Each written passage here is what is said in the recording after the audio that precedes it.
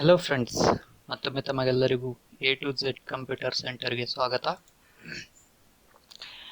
ಇದಕ್ಕೂ ಮೊದಲು ನಾವು ನುಡಿ ಇನ್ ಕನ್ನಡ ಪಾರ್ಟ್ 10ರಲ್ಲಿ ನಾವೇನು ನೋಡಿದ್ದೀವಿ ಅಂದರೆ ಕೆಲವೊಂದು ಪದಗಳನ್ನು ಹೇಗೆ ಟೈಪ್ ಮಾಡೋದು ಅಂತ ನೋಡಿದ್ದೇವೆ.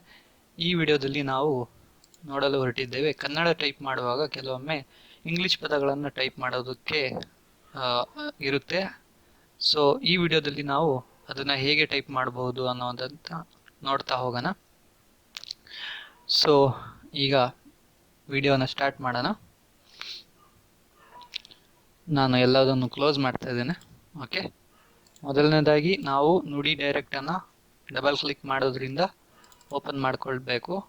ಓಕೆ, ಈಗ ನೀವು ಇಲ್ಲಿ ನೋಡ್ಬೋದು, ಇಲ್ಲಿ ನುಡಿ ಸಾಫ್ಟ್ವೇರ್ ರನ್ ಆಗ್ತಾ ಇದೆ. ಇಲ್ಲಿ ನಿಮಗೆ ಏಕ ಭಾಷೆಯನ್ನು ನಾನು ಸೆಲೆಕ್ಟ್ ಮಾಡ್ಕೊಂಡಿದ್ದೇನೆ. ದ್ವಿಭಾಷೆಯನ್ನು ನಾವು ಸೆಲೆಕ್ಟ್ ಮಾಡಿಕೊಂಡು ಟೈಪ್ ಮಾಡ್ಬೋದು, ಆದರೆ ಕೆಲವೊಂದು ಕಂಪ್ಯೂಟರ್ಗಳಲ್ಲಿ ಈ ಒಂದು ಏನು ಸೌಲಭ್ಯ ಇದೆ ಇದು ಯೂಸ್ ಆಗೋದಿಲ್ಲ. ಹಾಗಾಗಿ ನಾನು ಏಕಭಾಷೆ ಸೆಲೆಕ್ಟ್ ಮಾಡಿಕೊಂಡೆ ಇಂಗ್ಲಿಷ್ ಪದಗಳನ್ನು ಮಧ್ಯದಲ್ಲಿ ಹೇಗೆ ಟೈಪ್ ಮಾಡೋದು ಅನ್ನೋದನ್ನು ಹೇಳಿಕೊಡೋದಕ್ಕೆ ಪ್ರಯತ್ನ ಪಡ್ತೇನೆ. ಓಕೆ, ಸೊ ನುಡಿ ಡೈರೆಕ್ಟನ್ನು ನಾನು ಓಪನ್ ಮಾಡಿಕೊಂಡಿದ್ದೇನೆ. ಈಗ ಮೈಕ್ರೋಸಾಫ್ಟ್ ಆಫೀಸ್ ವರ್ಡನ್ನು ಓಪನ್ ಮಾಡ್ತಾ ಇದ್ದೇನೆ. ಸೊ ಮೈಕ್ರೋಸಾಫ್ಟ್ ಆಫೀಸ್ ಓಪನ್ ಆಗಿದೆ. ಇಲ್ಲಿ ನೀವು ನೋಡ್ಬೋದು ಹೋಮಲ್ಲಿ ಇಲ್ಲಿ ಫಾಂಟ್ ಯಾವುದಿದೆ, ಕ್ಯಾಲಿಬ್ರಿ ಇದೆ. ಸೊ ನಾನಿಲ್ಲಿ ಕನ್ನಡ ಫಾಂಟನ್ನು ಸೆಲೆಕ್ಟ್ ಮಾಡ್ಕೊಳ್ಬೇಕು. ಓಕೆ, ಕನ್ನಡ ಫಾಂಟನ್ನು ಸೆಲೆಕ್ಟ್ ಮಾಡ್ಕೊಂಡಿದ್ದೀನಿ. ಈಗ ನಾನು ಎ ಟೈಪ್ ಮಾಡಿದರೆ ಅದು ಆ ಟೈಪ್ ಆಗುತ್ತೆ. ನಾನು ಇದು ನಿಮಗೆ ಈಸಿ ಆಗಲಿ ಅಂತ ಒಂದು ಏನು ಆನ್ ಸ್ಕ್ರೀನ್ ಕೀಬೋರ್ಡನ್ನು ಯೂಸ್ ಮಾಡ್ಕೊಳ್ತೇನೆ. ಓಕೆ, ಸೊ ಇವಾಗ ನೀವು ನೋಡ್ಬೋದು ನಾನೀಗ ಆನ್ ಸ್ಕ್ರೀನ್ ಕೀಬೋರ್ಡನ್ನು ಯೂಸ್ ಮಾಡ್ಕೊಳ್ತಾ ಇದ್ದೇನೆ. ಸೊ ಈಗ ನಾನು ಎ ಟೈಪ್ ಮಾಡಿದರೆ ಅದು ಅಲ್ಲಿ ಚಿ ಅಂತ ಬರ್ತಾ ಇದೆ. ಸೊ ಇದಕ್ಕೆ ಕಾರಣ ಏನು ಅಂತ ನೋಡೋಣ. ಓಕೆ, ಕನ್ನಡ ಸೆಲೆಕ್ಟ್ ಆಗಿದೆ. ಇಲ್ಲಿ ನುಡಿಯಲ್ಲಿ ಕೂಡ ಏಕಭಾಷೆ ಸೆಲೆಕ್ಟ್ ಆಗಿದೆ. ಓಕೆ, ಸೊ ಈ ಕೀಬೋರ್ಡಲ್ಲಿ ಇದರ ಮೇಲೆ F1 F2 ಅಂತ ಕೀಸ್ ಇರ್ತವೆ. ಅದರಲ್ಲಿ F12 ಅಂತ ಒಂದು ಕೀ ಇರುತ್ತೆ. ಓಕೆ, ಅದನ್ನು ಕೂಡ ನಾನು ತೋರಿಸ್ತೇನೆ. ಸೊ ಇಲ್ಲಿ ನೀವು ನೋಡ್ಬೋದು ಒಂದು ಕೀಬೋರ್ಡಿನ ಇಮೇಜನ್ನು ನಾನು ತಗೊಂಡಿದ್ದೇನೆ. ಸೊ ಇಲ್ಲಿ ನೀವು ನೋಡ್ಬೋದು,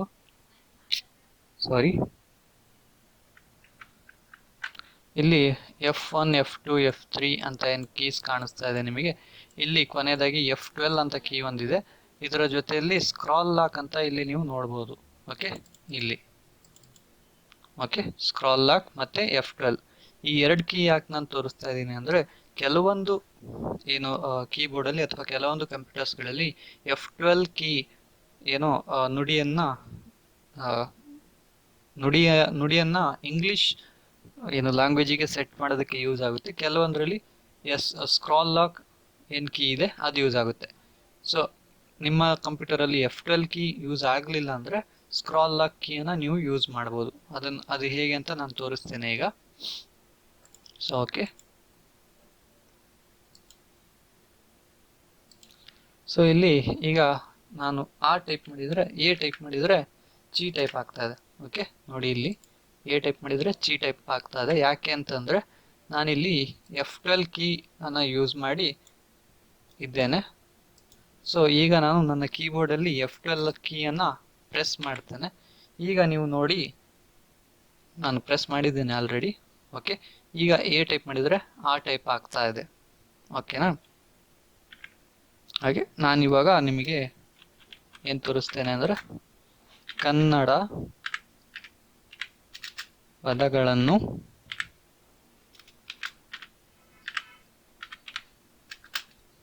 ಓಕೆ ಇಲ್ಲೇ ತೋರಿಸ್ತೇನೆ. ಟೈಪ್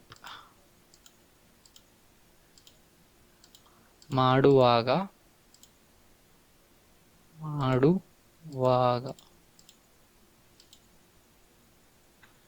ಓಕೆ, ಈಗ ಇಂಗ್ಲಿಷ್ ಅನ್ನುವಂಥ ಒಂದು ಪದ ಏನಿದೆ ಅದನ್ನು ನಾನು ಇಂಗ್ಲೀಷಲ್ಲೇ ಟೈಪ್ ಮಾಡಬೇಕು. ಓಕೆ, ಸೊ ಅದು ಹೇಗೆ ಅಂತ ನಾನು ನೋಡೋಣ. ಮೊದಲನೇದಾಗಿ ಹೋಮಲ್ಲಿ ಹೋಗಿ BRH ಕನ್ನಡ ಏನಿದೆ ಇದನ್ನು ನಾನು ಕ್ಯಾಲಿಬ್ರಿ ಅಥವಾ ಯಾವುದಾದ್ರೂ ಬೇರೆ ಇಂಗ್ಲೀಷ್ ಫಾಂಟನ್ನು ಸೆಲೆಕ್ಟ್ ಮಾಡ್ಕೊಳ್ತೇನೆ. ಓಕೆನಾ, ಸೆಲೆಕ್ಟ್ ಮಾಡ್ಕೊಂಡಿದ್ದೇನೆ. ನೀವೀಗ ನೋಡ್ಬೋದು ಇಲ್ಲಿ ಯಾವ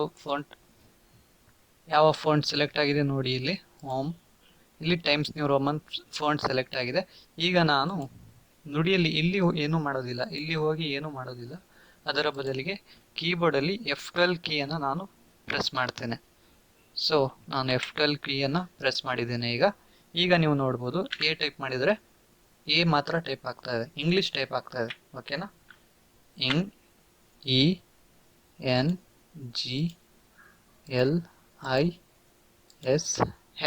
ಇಂಗ್ಲಿಷ್.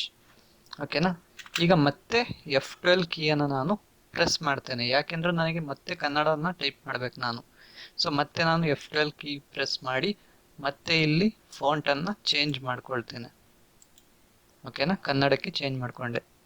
ಈಗ ಎ ಟೈಪ್ ಮಾಡಿದರೆ ಇಂಗ್ಲಿಷ್ ಪದ ಹೇಗೆ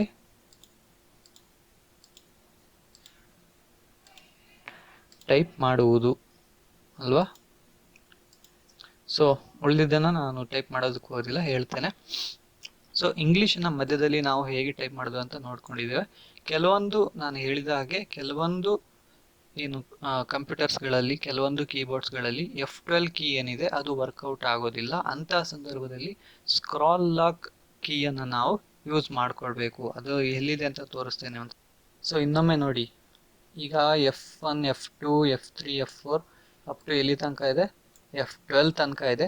ನನ್ನ ಕೀಬೋರ್ಡಲ್ಲಿ F12 ಕೀಯನ್ನು ನಾನು ಯೂಸ್ ಮಾಡಿಕೊಂಡು ಇಂಗ್ಲೀಷನ್ನು ಟೈಪ್ ಮಾಡೋದಕ್ಕೆ ಯೂಸ್ಫುಲ್ ಆಗುತ್ತೆ. ಆದರೆ ಕೆಲವೊಂದು ಕಂಪ್ಯೂಟರ್ಸ್ಗಳಲ್ಲಿ ಸ್ಕ್ರಾಲ್ ಲಾಕ್ ಕೀ ಏನಿದೆ ಅದು ಯೂಸ್ ಆಗುತ್ತೆ. F12 ಕೀ ಯೂಸ್ ಮಾಡೋದ್ರಿಂದ ಅದು ಯೂಸ್ ಆಗೋದಿಲ್ಲ. ಕೆಲವೊಂದು ಕಂಪ್ಯೂಟರಲ್ಲಿ ಸ್ಕ್ರಾಲ್ ಲಾಕ್ ಕೀಯನ್ನು ಒತ್ತಬೇಕಾಗುತ್ತೆ. ಅದನ್ನು ಸ್ವಲ್ಪ ನೆನಪಿನಲ್ಲಿ ಇಟ್ಕೊಂಡು ನಾವು ಯೂಸ್ ಮಾಡಬೇಕಾಗುತ್ತೆ. ಓಕೆ, ಫಸ್ಟ್ F12 ಕೀಯನ್ನು ಒತ್ತಿ ನೀವು ಟ್ರೈ ಮಾಡಿ. ಅದಾಗಿಲ್ಲ ಅಂದರೆ ಸ್ಕ್ರಾಲ್ ಲಾಕ್ ಅಂತ ಏನಿದೆ ಅದನ್ನು ಯೂಸ್ ಮಾಡ್ಕೊಳ್ಬೋದು.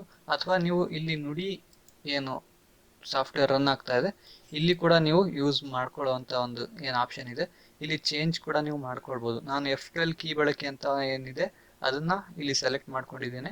ಅದೇ ರೀತಿ ಸ್ಕ್ರಾಲ್ ಲಾಕ್ ಕೀ ಬಳಕೆ ಅಂತ ಏನಿದೆ ಅದನ್ನು ಕೂಡ ನೀವು ನೋಡ್ಬೋದು ಇಲ್ಲಿ. ಸೊ ನಿಮಗೆ ಸ್ಕ್ರಾಲ್ ಲಾಕ್ ಕೀ ಯೂಸ್ ಮಾಡೋದು ಗೊತ್ತಾಗ್ತಾ ಇಲ್ಲ ಅಂದರೆ F12 ಕೀ ಬಳಕೆ ಅಂತ ಏನಿದೆ ಇದರ ಮೇಲೆ ಕ್ಲಿಕ್ ಮಾಡಿ ಅದನ್ನು ನೀವು ಸೆಟ್ ಕೂಡ ಮಾಡ್ಕೊಳ್ಬಹುದು. ಓಕೆನಾ, ಸೊ ಇದು ಅರ್ಥ ಆಗಿದೆ ಅಂತ ನಾನು ಅಂದ್ಕೊಳ್ತೇನೆ. ಇನ್ನೊಮ್ಮೆ ನೋಡಿ ಬೇಕಿದ್ರೆ. ಸೊ ಈಗ ನಾನು ಎ ಟೈಪ್ ಮಾಡಿದರೆ ಕನ್ನಡ ಟೈಪ್ ಆಗ್ತಾ ಇದೆ. ಸಾರಿ, ಎ ಟೈಪ್ ಮಾಡಿದರೆ ಕನ್ನಡ ಟೈಪ್ ಆಗ್ತಾ ಇದೆ ಅಲ್ವಾ. ಕನ್ನಡ. ಓಕೆ, ಒಬ್ಬರು ಏನು ಅಂದರೆ ಪ್ರೌಢಶಾಲೆ ಅನ್ನೋದನ್ನ ಹೇಗೆ ಟೈಪ್ ಮಾಡೋದು ಅಂತ ಕೇಳಿದರೆ ಅದನ್ನು ಕೂಡ ನಾವು ಇಲ್ಲಿ ತೋರಿಸೋಣ. PFR ಮತ್ತೆ F ಶಿಫ್ಟ್ V ಪ್ರೌ, ಶಿಫ್ಟ್ W ಪ್ರೌಢ, ಶಿಫ್ಟ್ S ಶಿಫ್ಟ್ ALE ಪ್ರೌಢಶಾಲೆ. ಓಕೆನಾ, ಇದರ ನಂತರ ಮತ್ತೆ ಇನ್ನೂ ಹಲವಾರು ಜನ ಕೆಲವೊಂದು ಡೌಟ್ಸ್ಗಳನ್ನು ಕೇಳಿದ್ದಾರೆ. ಈಗ ನಾನು ಪ್ರೌಢಶಾಲೆ, ಈಗ ನಾನು ಇಲ್ಲಿ ಇಂಗ್ಲಿಷ್ ಪದವನ್ನು ಯಾವುದಾದ್ರೂ ಒಂದು ಪದವನ್ನು ನಾನು ಟೈಪ್ ಮಾಡ್ತೇನೆ. ಓಕೆನಾ, ಅದು ಹೇಗೆ ಅಂದರೆ ಮೊದಲನೇದಾಗಿ ನಾನು ನನ್ನ ಕೀಬೋರ್ಡ್ನಲ್ಲಿ F12 ಕೀಯನ್ನು ಒತ್ತುತ್ತೇನೆ. ಅದರ ನಂತರ ಇಲ್ಲಿ ಫಾಂಟನ್ನು ಚೇಂಜ್ ಮಾಡ್ಕೊಳ್ತೇನೆ. ಟೈಮ್ಸ್ ನ್ಯೂ ರೋಮನ್ ಅಥವಾ ಕ್ಯಾಲಿಬ್ರಿ ಅಥವಾ ಏರಿಯಲ್ ನಿಮಗೆ ಯಾವ್ದು ಇಷ್ಟ ಇದೆ ಅದನ್ನು ನೀವು ಯೂಸ್ ಮಾಡ್ಕೊಳ್ಬೋದು. ನಾನು last time times new Roman use ಮಾಡಿದ್ದೆ, ಈಗ ಏರಿಯಲ್ ಯೂಸ್ ಮಾಡ್ತೇನೆ. ನೋಡಿ, ಈಗ ನಾನು ಸ್ಕೂಲ್ ಅಂತ ಟೈಪ್ ಮಾಡ್ತೇನೆ. SCHOOL school. ಮತ್ತೆ ಕನ್ನಡ ಫಾಂಟ್ ಬೇಕಾದರೆ ಮತ್ತೊಮ್ಮೆ ನಾನು ಕೀಬೋರ್ಡಲ್ಲಿ F12 ಕೀಯನ್ನು ಪ್ರೆಸ್ ಮಾಡ್ತೇನೆ. ಆನಂತರ ಮತ್ತೆ ಇಲ್ಲಿ ಫಾಂಟನ್ನು ಚೇಂಜ್ ಮಾಡ್ಕೊಳ್ತೇನೆ. ಓಕೆ, ಈಗ ನೀವು ನೋಡಿ ಶಾಲೆ. ಓಕೆ, ಸೊ ಇದಿಷ್ಟು ನಿಮಗೆ ಅರ್ಥ ಆಗಿದೆ ಅಂತ ಅಂದ್ಕೊಳ್ತೇನೆ.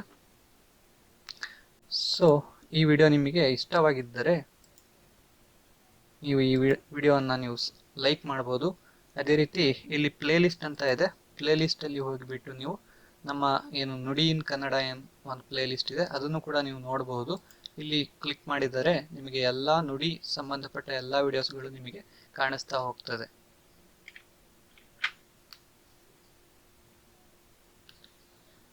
ಸೊ ಈಗ ನೀವು ಈ ವಿಡಿಯೋ ನಿಮಗೆ ಇಷ್ಟವಾಗಿದ್ದರೆ ಇಲ್ಲಿ ನೀವು ಕೆಳಗಡೆ ಕಮೆಂಟ್ ಕೂಡ ಮಾಡಬಹುದು.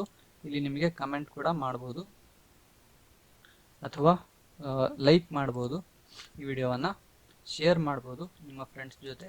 ಶೇರ್ ಅಂತ ಕೊಟ್ಟಾಗ ನಿಮಗೆ ಇಲ್ಲಿ ನಿಮಗೆ ಒಂದು ಲಿಂಕ್ ಕಾಪಿ ಆಗುತ್ತೆ ಅಥವಾ ವಾಟ್ಸಪ್ಪಲ್ಲಿ ನೀವು ಕೂಡ ಶೇರ್ ಮಾಡ್ಕೊಳ್ಬೋದು. ಅದೇ ರೀತಿ ಸಬ್ಸ್ಕ್ರೈಬ್ ಮಾಡಲು ಮರೆಯದಿರಿ. ನೀವು ಸಬ್ಸ್ಕ್ರೈಬ್ ಮಾಡೋದ್ರಿಂದ ನಿಮಗೆ ನಮ್ಮ ಚಾನಲ್ ಅಪ್ಲೋಡ್ ಮಾಡುವಂಥ ಎಲ್ಲ ವಿಡಿಯೋಸ್ ಏನು ಗೊತ್ತಾಗ್ತಾ ಹೋಗುತ್ತೆ. ಅದೇ ರೀತಿ ಇಲ್ಲಿ ಬೆಲ್ ಐಕಾನ್ ಇದೆ, ನಿಮಗೆ ಬೆಲ್ ಐಕಾನ್ ಮೇಲೆ ಕ್ಲಿಕ್ ಮಾಡಿದರೆ ನಾವು ಯಾವುದೇ ಒಂದು ವಿಡಿಯೋನ ಅಪ್ಲೋಡ್ ಮಾಡಿದಾಗ ನಿಮಗೆ ಆ ವಿಡಿಯೋನ ನೋಟಿಫಿಕೇಶನ್ ಸಿಗ್ತಾ ಹೋಗುತ್ತೆ. ಓಕೆ, ಧನ್ಯವಾದಗಳು.